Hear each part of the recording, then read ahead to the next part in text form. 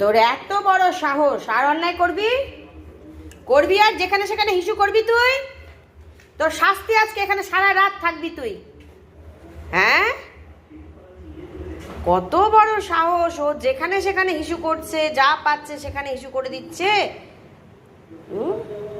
ওটা তোর সোফাটা কি তোর হিসু করার জায়গা? না, কোনো সরি টরি না।